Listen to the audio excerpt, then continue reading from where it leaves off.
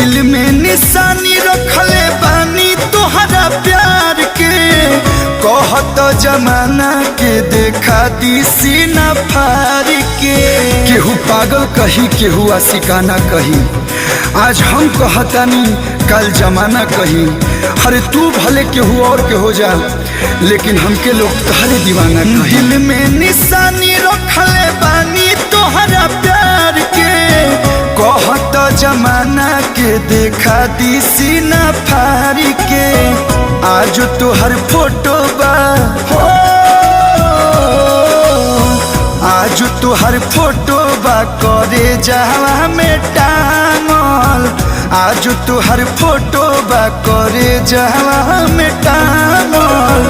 यही से दीवाना तोहर भइल बाटे पा।